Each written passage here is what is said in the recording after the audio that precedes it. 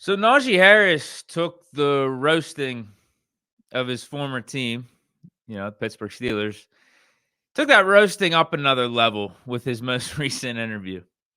In his introductory press conference with the Chargers, we heard that he subtly alluded to the Chargers having better facilities than the Steelers, and also the fact that he didn't feel like he was fully utilized in Pittsburgh either, from an offensive standpoint, from a running back standpoint. But in this interview that I'm about to read with a local TV station, I guess it came out recently or just happened, he pretty much flat out says, yeah, we had no clue what we were doing on offense with the Steelers. It was just the time just ran out, because it was just a team where, we lost Ben, we lost a lot of the O-line. We just didn't know anything on offense, really. We didn't have identity. We had a young guy coming out quarterback. I was young, the team was young, and I really didn't have nobody to almost learn from the offensive side. I think the veteran guy on that team was like a 2-3 year vet, and that's really nothing. Like, he's still learning himself, and I'm coming in and I'm just trying to look for people to pick their brain off of, and it was just defensive guys. So I'll go to the defensive guys to talk to them, but it wouldn't be too much they could tell me about an offensive thing. So through my years, I learned a lot that only I learned firsthand, and I feel like here, we got a lot of veterans that I could learn even more stuff from, and even at the quarterback position and the O-line position. So. It was an interesting year there. I'll just say that. Yeah, interesting year. Wow. I wonder why. The Steelers weren't running an optimal offense when Najee Harris was here. I wonder why we lacked identity on that side of the ball. Matt Canada was our offensive coordinator. Maybe that has something to do with it. So I don't think Najee's really wrong here. That's the kind of stuff that happens when the organization moves off of an all-time legend known as Big Ben at the quarterback position and instead hands over the keys to Matt Canada to run the offense with unproven quarterbacks. That's what happens. Like this, it's no surprise what took place over the last few years once we turned over the offense from Big Ben to Matt Canada and Kenny Pickett and Mitch Trubisky. If you know, you know. Hashtag the sabotage. I mean, that's exactly what took place. And I was saying it at the time. This is an egregious mistake. Tried telling people it was an awful idea. But no. The fake fans, the fake media, they wanted to blame Big Ben for the team's woes in 2021. Meanwhile, the dude was carrying that broken team and the broken coaching staff to the playoffs with a league-leading 7 fourth-quarter game-winning drives. But anyway, that's what happened. That's what took place after Najee's rookie year. He had Ben as his quarterback in 2021 for his first season.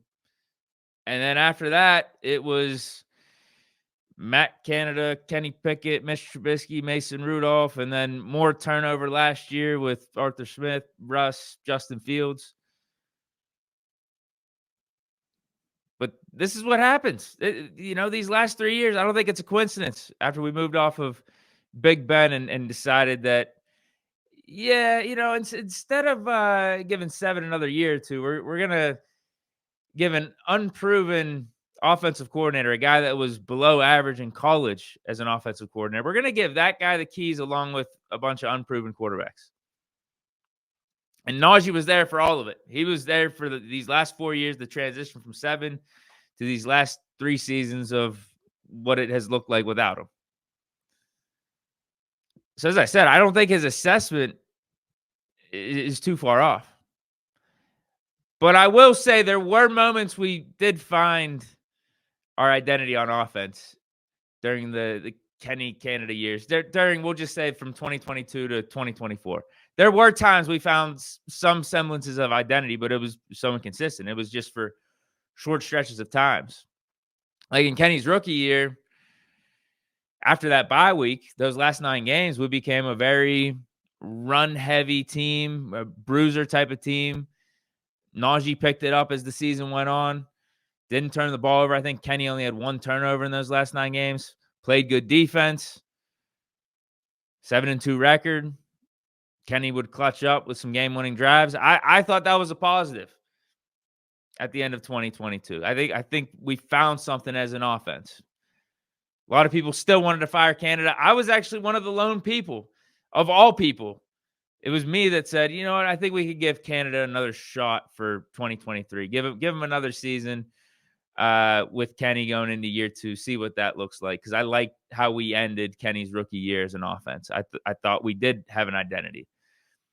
But we never built anything off of that 2022 season. We didn't build off that at all going into 2023. Offense was just, it was worse. It was a mess for the majority of the games.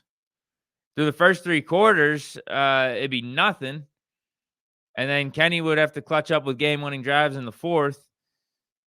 And despite us being 7-4 at one point, Kenny was getting hurt. Just inconsistent play, not only from him, but the rest of the offense. Matt Canada's horrible play calling. Like all that stuff was going on, even though we were sitting middle of the season 7-4. We could tell the offense was an absolute wreck. Then we fired Canada. We had our best offensive performance the game after that, but then Kenny gets hurt again. We have to put in Mitch. We lose the next 3 games to god-awful teams. We're 7-7, season's on the line. It looks like all hope is lost. Things are looking bleak. We have to put Mason in there. And then we find our identity again. We become a balanced team. It's run heavy, but Mason is able to open it up with his deep ball and his arm talent.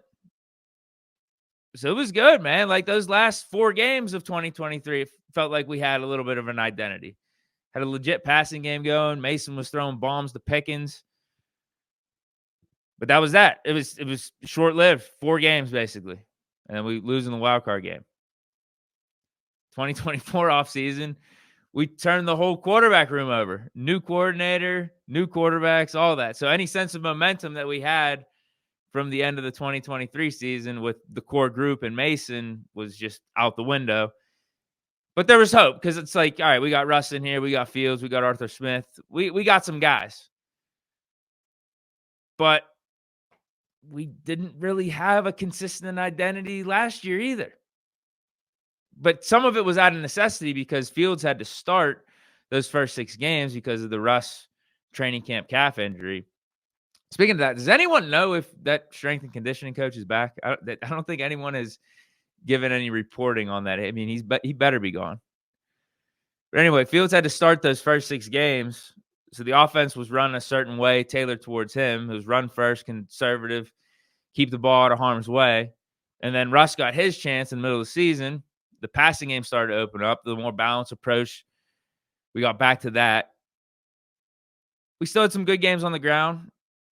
I would say even when Russ was in there, because it was balanced. Najee had some good moments. He had like 3 games in a row with 100 yards, but you could tell we were airing it out more with Russ. So different identities right there, but we were winning games. We were 10-3 with the 2 different identities. And then those last 5 games, specifically the last 3 against the Chiefs, the Bengals, and then the Ravens in the wild card game, our identity just fell apart. It was non-existent. We became inept on offense. Russ was turning the ball over, 3 and outs left and right, slow moving through the first 2 or 3 quarters, just like it was whenever we had Matt Canada as our offensive coordinator. And the defense wasn't holding up either. I mean, we got to call it what it is too. It wasn't just all in the offense, but the offense wasn't competent anymore. The offense wasn't even average. Everything just fell apart at the end of last year. So if you sift through, as I just did, these last few years without Big Ben, I could see what Najee's saying when he brings up lack of leadership, lack of identity, and a togetherness from an offensive standpoint. Like, how about Najee? He said he had to ask defensive players what to do on offense. He actually felt like the defensive players may have some insight, more insight at least, than our offensive coordinator, the literal offensive coordinator. Come on, it's his job to know offense. It's his job to be a guru. It's his job to help the offensive players and put them in the best spots possible. Najee Harris didn't think Matt Canada could do that, so he went to defensive players looking for some advice on what we should be doing on offense. Come on, bro. Like, come on. Such a terrible hire, Canada. Should have never even hired him to begin with. Again, he was an average play caller at college. Probably more below average. He had like one decent season at Pitt. Other than that, he was like below average at college as an offensive coordinator.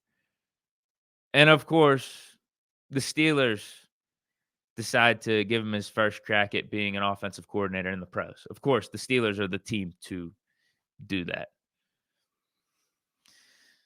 Well, hopefully that's all just in the past at this point. We may be on a better offensive path. At least I hope. I hope we're on a better offensive path. We're 3 years removed from not having been. So, you'd like to think we're going to start getting the details buttoned up here from an offensive standpoint, but we kind of said that last year, though, right? Oh, man, all this turnover on offense. New coordinator, Arthur Smith. New quarterbacks. We got Russ. We got a proven guy. We got a winner. We got a Hall of Famer. And a Justin Fields. Man, it's going to be different. Still 10-7. And the offense looked inept and inconsistent at times when we really needed it to not do that.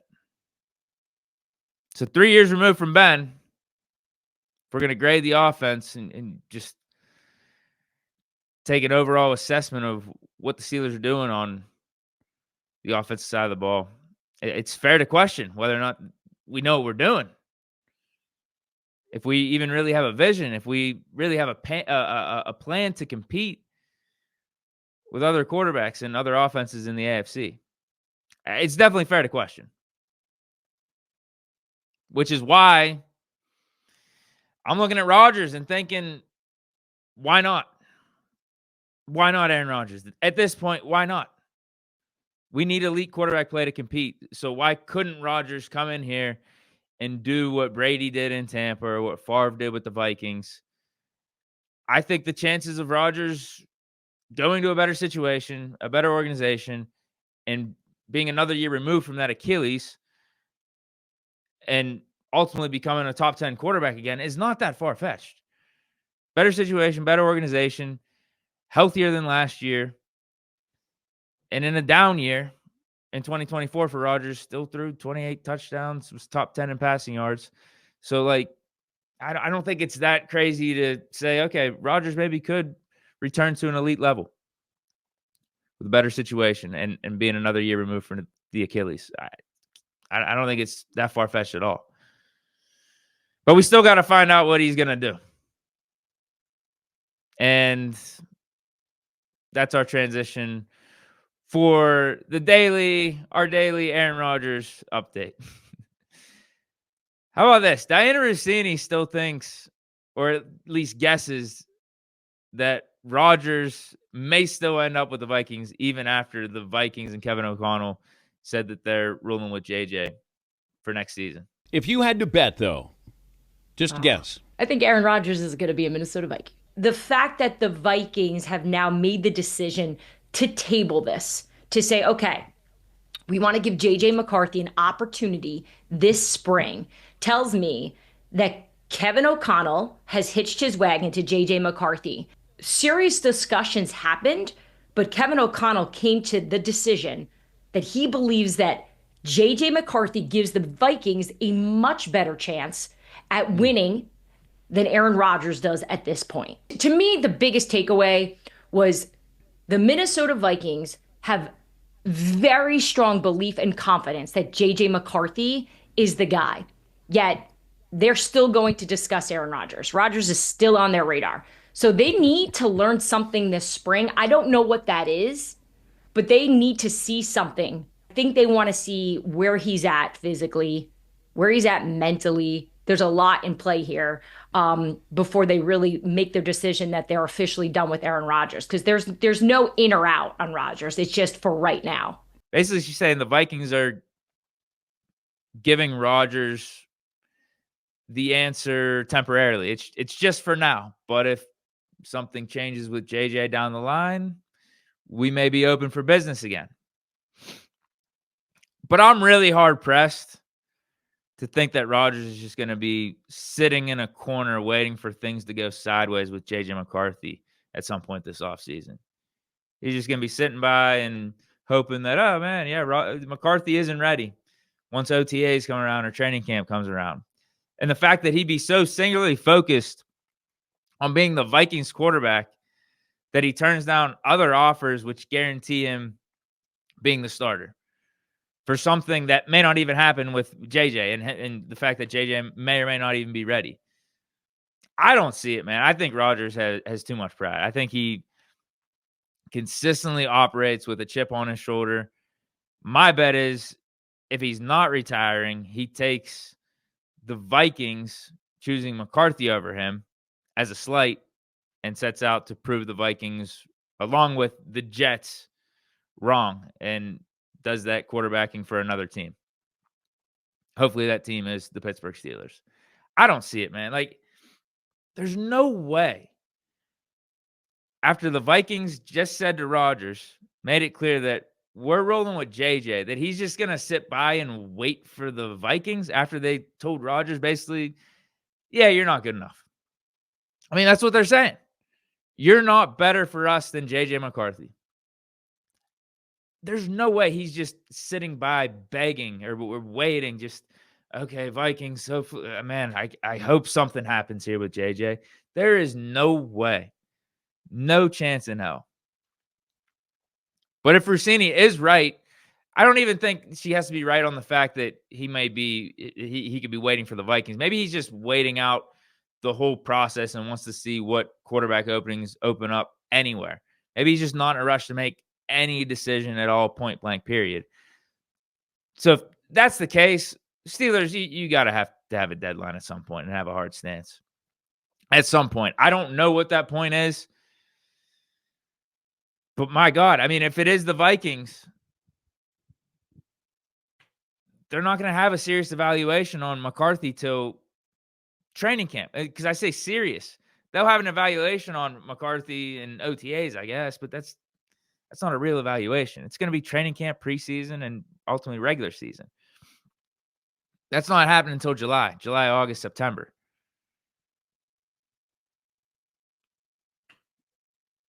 I don't know, man. Yeah, we're sitting and waiting. Sitting and waiting. I refuse to believe. Now, Rossini has the report and everything, so we're reacting to it. I guess we're giving it its attention. I don't even know, like, how much validity. I don't know. We're giving it its attention, but me personally, I'm very hard pressed to believe that Rodgers is going to be sitting and waiting on the Vikings now and sitting and waiting on something to go wrong with JJ McCarthy. It just sounds so ridiculous. How the dude has operated throughout the course of his football career, it just doesn't add up. It doesn't align. Like I said, he has the utmost belief in himself, utmost faith in himself, carries a chip on his shoulder all the time, always trying to prove people wrong. And I think, if anything, this is just another added chip on the shoulder. Like, I don't think this is something where he takes this answer and is like, oh, okay. Maybe later, though, right? Maybe we could talk in a couple months and maybe the situation's different and I could come play quarterback for you then. No, he's not that way. He's not. So, again, who knows what's really true with all this? We haven't heard, and this is my point, we haven't heard from Rodgers. We haven't heard from Rodgers' agent. We haven't heard from anyone significantly close to him about all this. So who even knows for a fact that the Vikings were his number one option? I think we can see that there was definitely interest in the Vikings, and I wouldn't even blame him if the Vikings were his number one option. And we've talked about that with all the factors at play there, with Jettas and Jordan Addison being your receivers, Kevin O'Connell was your offensive coordinator. But there are other things to consider in this decision. Because what if the Vikings aren't giving Rodgers any guarantees past 2025? And there are some reports out there that Rodgers may want 2 years with his new team. Like, that's something to consider. Maybe here's my guess, maybe he just wanted an answer from the Vikings, whether or not they were interested, so he could evaluate all the options, look at all the details, explore everything that's on the table before making his decision. Now he knows, all right, Vikings are out of play. But even if he knew the Vikings were in play, but let's say they were only giving him 1 year, and then he's got to worry about JJ McCarthy, a guy that they drafted in the first round. Obviously, O'Connell and the organization is going to have some preferential treatment for McCarthy. Like, does Rodgers want to deal with that? Or do you want to go with the Steelers, or do you want to go with the Giants and, the factors and situations that they got going for themselves? So, like, maybe that's what's actually going on. We haven't heard from Rodgers. We haven't heard from anyone. Obviously, there was some sort of interest between Rodgers and the Vikings. Other than that, we don't know much. We don't know much. But if this keeps dragging out, Steelers are going to have to give some sort of deadline at some point. Again, I don't know what the point is. I really don't. You would think the draft, but could you let a week or two go by after the draft and still be open to Rodgers joining your team? Probably. Yeah. And then it depends on what you do in the draft. It depends on what other quarterbacks you had in the room. If you draft a guy in the first round, you have Mason and a first-round quarterback. Yeah, I don't think you're bringing in Rodgers. I don't think so. If it's Mason and a third-round quarterback, fourth-round quarterback, I think it can still make sense to bring in Aaron. But all right, let me read some of these chats here before we get to the last topic of the day, and it's just Justin Fields. So we talked about one former Steeler and what he had to say about his former team. We also got Justin Fields talking about he's not necessarily throwing shade at the Steelers or anything, at least to the degree that Najee did. But he did bring up why he chose the Jets over the Steelers, though. So we'll get into that. Let me read some of these comments, though, real quick. D-Max says, can we blame him? It's not like he lied. Facts are facts, no matter how unpleasant. That's kind of what I said in my reaction to Najee's comments. Yeah, I mean, he said we didn't really have an identity as an offense. Look clueless out there. Yeah, that's what happens when you have Matt Canada as your offensive coordinator and you move off of Big Ben. That's kind of what happens. D-Max says our conservatives settle for field goals, not going for first downs, and punt inside the opponent's 45 on 4th and 1. Throw short of the sticks over and over, not actually using a tight end in the passing game. The offense has been a joke under the last 3 coordinators.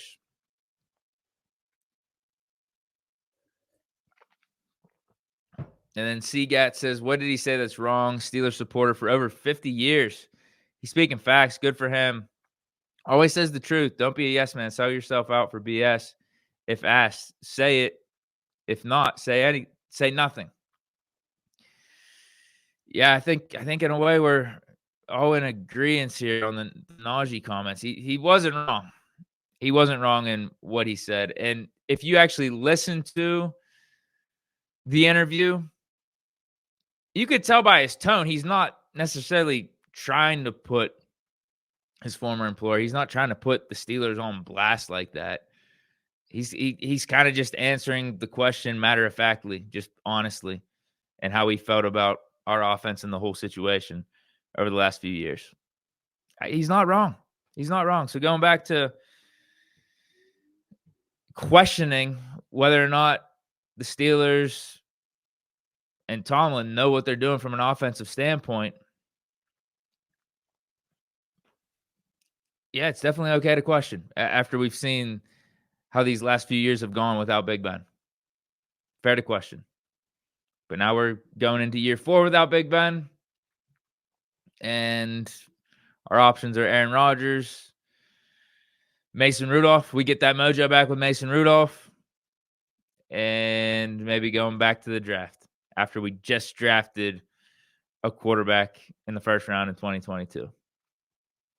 So it's kind of awkward. We're kind of in a weird spot. We're either relying on Aaron Rodgers to become Aaron Rodgers again,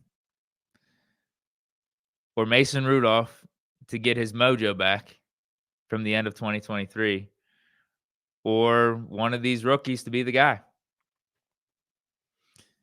But then you got to wonder, like, how much faith, let's say if it is the rookie, like, how much faith do you have that we're going to be able to develop whatever rookie we bring in? How much faith do you have in that? I have more faith now than I think Matt Canada, whenever we had Matt Canada in 2022. But that's the weird part, is like, we didn't exactly know then what we know now about Matt Canada. It was still a little bit fresh going into his second season as the OC. But I still knew he wasn't good. Like, we should have moved off him. Like, we never should have hired him. He wasn't a good fit with Big Ben in Big Ben's last year to begin with.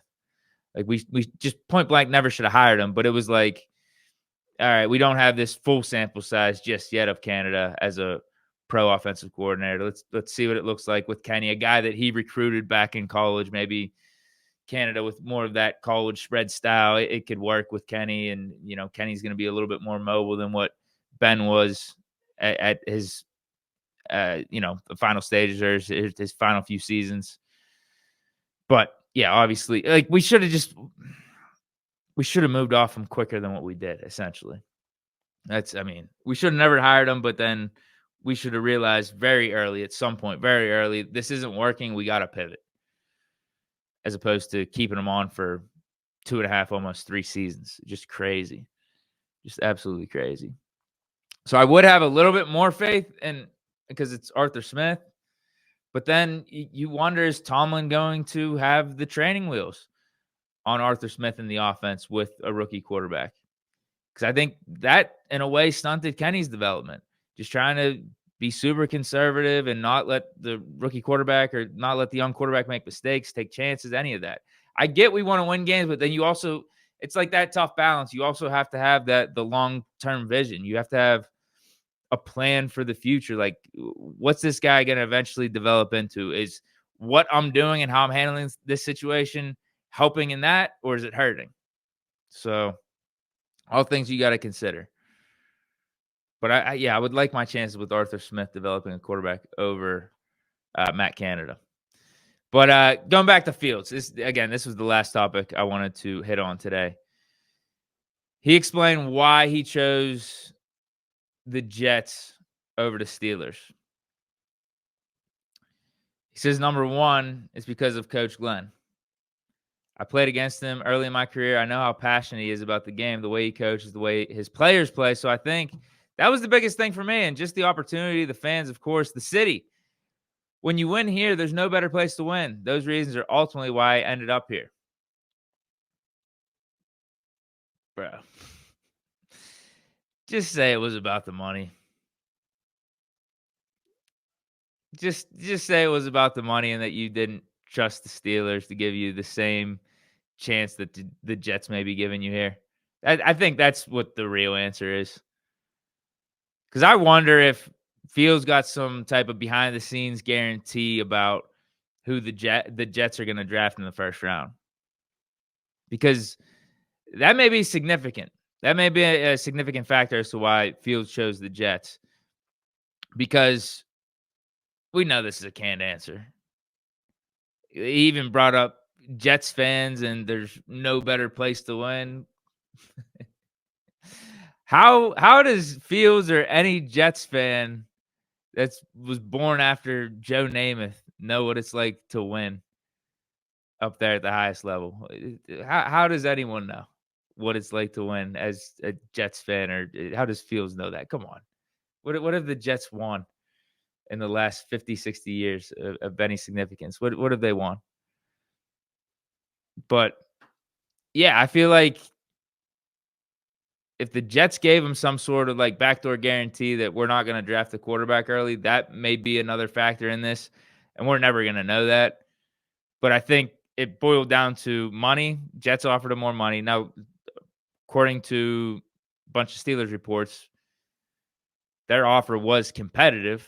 How competitive? I mean, I guess it was probably along the lines of the Jets offer, but I think there's no doubt that the Jets offered more money. It's about that. It was about the opportunity, I would assume, that the Jets are giving Fields.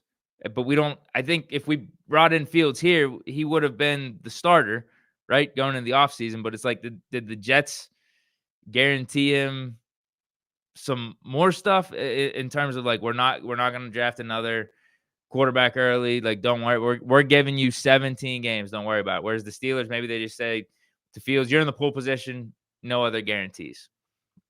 But I think that's what the real answer is. That's what the real answer is, not what Fields said right there. Like, I think he's just saying stuff. He's saying stuff that he's got to say in public, so he's not ruffling feathers or causing any drama, which is smart. Now, I guess there's something also you could say. He brought up Aaron Glenn. He said, number one, Aaron Glenn. Maybe there is something to that too. The familiarity that he has with Aaron Glenn because they were both part of the NFC North over the last 3 or 4 years. Fields being the quarterback of the Bears, Aaron Glenn being the DC for the Lions. So they went up against each other. But my rebuttal to that would be, didn't Fields and Tomlin spend the last year together? Being Pittsburgh Steelers? Being in the same room together? Didn't they build up enough rapport over the course of that time, being on the same team, to have that be a bigger factor than Aaron Glenn and your familiarity with Aaron Glenn? I don't know. Makes you wonder, how did Fields really feel about the Steelers and our offense and our offensive approach and our philosophy and all that? Because shouldn't being in the same building, being together on the same team, quarterback, coach, if you're just talking about familiarity, shouldn't that override going up against another team's defensive coordinator a couple times every season? I don't know, man. Yeah, I don't know. This isn't the real answer. I'll just to put it simply, this isn't the real answer as to why Fields chose the Jets. There's a lot of other stuff at play. A lot of other stuff. Like money, like the opportunity, how much of an opportunity was guaranteed to Fields with the Jets versus with the Steelers of being the starting quarterback. And then he did flat out say Aaron Glenn. But then, I'm just wondering, like, bro, like, you like Aaron Glenn that much? I mean, you haven't played with him. Like, he's never actually been your coach. You just went up against him. You were here with Mike Tomlin over the last year. And you even said you wanted to come back. You wanted to stick with the Steelers because of the continuity, because you wouldn't have to learn a new playbook. You liked it here. You said the coaching was good here. So who knows what really went on behind the scenes here with the whole Fields deal? Because we offered him, like, obviously we were trying to get Fields here. We were trying. How hard were we trying? That, I guess that's another question too. But all right, that's it for today's show. I'll be back Tuesday, 6:00 as always next week, and maybe we'll have Aaron Rodgers at that point. The world may never know, but yeah, stay chilling. Here we go, Steelers. Have a great weekend. Stay safe weekend out there. Peace.